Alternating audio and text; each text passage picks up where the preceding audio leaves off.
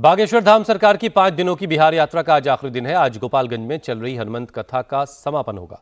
बिहार के सनातनियों के बीच आस्था का संचार करने वाले इससे पहले रविवार को बागेश्वर धाम सरकार ने गोपालगंज से लेकर बांका तक सनातन का प्रचार किया तो जातिवाद के खिलाफ बिहार के हिंदुओं से एकजुट होने का संदेश दिया।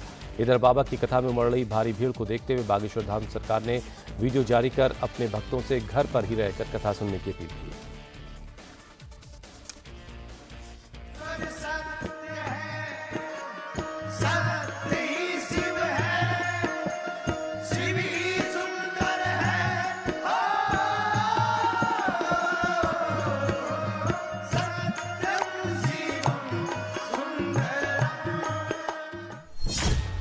बिहार में हिंदुत्व की हुंकार, आज आखिरी दिन क्या बोलेंगे बाबा बागेश्वर सरकार। अगर हुआ मेरे धर्म पर घात तो मैं प्रतिघात करूंगा, क्योंकि मैं हिंदू हूं, सिर्फ हिंदुत्व की बात करूंगा। गोपालगंज से बांका तक सनातन का प्रचार, जातिवाद पर करारा प्रहार। कोई सनातन का विरोध करेगा तो जवाब कौन कौन देगा?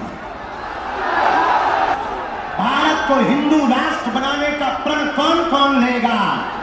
तो भैया एक दीवार को आज मिटा डालो, जात पात की दीवार को मिटाकर भेदभाव की दीवार को मिटा दो।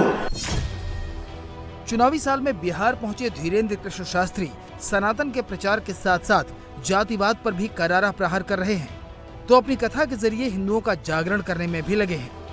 बागेश्वर सरकार के 5 दिनों की बिहार यात्रा का आज आखिरी दिन है। आज बागेश्वर सरकार की हनुमत कथा का समापन होगा तो रविवार को अपने भक्तों के बीच बोलते हुए बागेश्वर सरकार ने इशारों में सनातन विरोधियों पर पलटवार किया।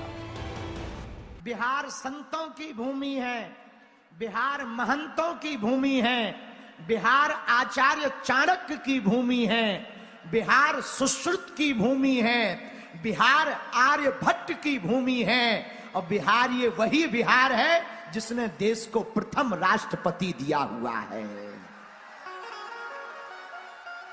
धन्य है बिहार, ये वही बिहार है जहां माता जानकी प्रकट हुई है। ये वही बिहार है कि भारत के एक संत को जब राम कथा के लिए रोक लगाई जाती है तो बिहार के लोग गांव-गांव से पैदल चलकर गोपालगंज रामनगर के खेतों में आकर लाखों में सम्मिलित होकर उसको मुंह तोड़ जवाब देते हैं।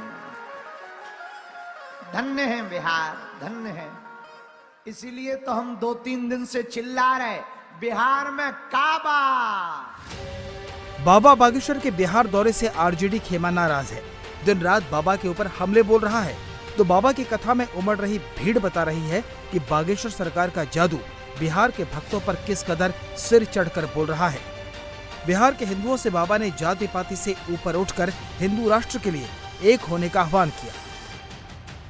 बिहार के हिंदुओं अगर हिंदू भाई भाई रहेंगे तो धर्म को कोई मिटा नहीं पाएगा, कोई झुका नहीं पाएगा। इसीलिए तो हमने प्रण लिया, जात पात की करो विदाई, हम सब हिंदू, हम सब हिंदू, हम सब हिंदू।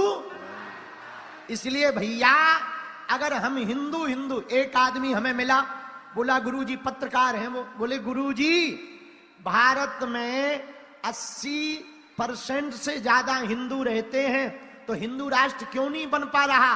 हमने कहा भैया भारत में हिंदू रहते ही कहां हैं, या तो कोई ब्राह्मण रहता है, या क्षत्रिय रहता है, या वैश्य रहता है, या सेवक रहता है।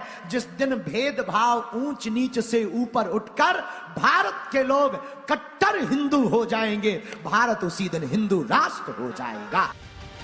बिहार में बागेश्वर सरकार की कथा में भारी जन सैलाब उमड़ रहा है। रविवार को गोपालगंज में चौथे दिन की कथा को भारी भीड़ के कारण बीच में ही रोकना पड़ा। ये भक्ति, ये आस्था देखो, खेतों तक लोग खड़े हैं। इससे पहले 8 मार्च को लगाया गया दिव्य दरबार भी भारी भीड़ के कारण जल्द समाप्त करना पड़ा था। आज आखिरी दिन बागेश्वर सरकार दोपहर 12 बजे से 2 बजे तक मात्र 2 घंटे ही कथा सुनाएंगे। कथा में उमड़ रहे भक्तों के सैलाब को देखते हुए बागेश्वर सरकार ने अपील की है कि वो आखिरी दिन की कथा अपने अपने घरों से ही सुने। अत्यधिक भीड़ होने के कारण अगल बगल की टीन बैरिकेटिंग को पार करते हुए श्रद्धालु हमारे परिवार के सदस्यों में से कुछ लोग टीन के ऊपर, शेड के ऊपर, पंडाल के ऊपर भी चढ़ गए, जिस कारण से अत्यधिक धूल उड़ने के कारण और अत्यधिक भक्तों की भीड़ होने के कारण कथा को मध्य में ही हमें रोकना पड़ा। इसके लिए हमको मन में क्षोभ भी है, लेकिन बिहार का जो यह प्रेम है, आप लोगों का जो समर्पण है, आप लोगों की ये जो श्रद्धा है, इसका ऋण हम पूरी जिंदगी नहीं चुका पाएंगे। कथा दोपहर 12 बजे से 2 बजे तक है, लेकिन हमारी प्रार्थना है जो नजदीक के हैं वो लोकल के लोग आवे, बाकी घर बैठ करके कथा को, हमारी बात को आप जन जन तक पहुंचा देवे।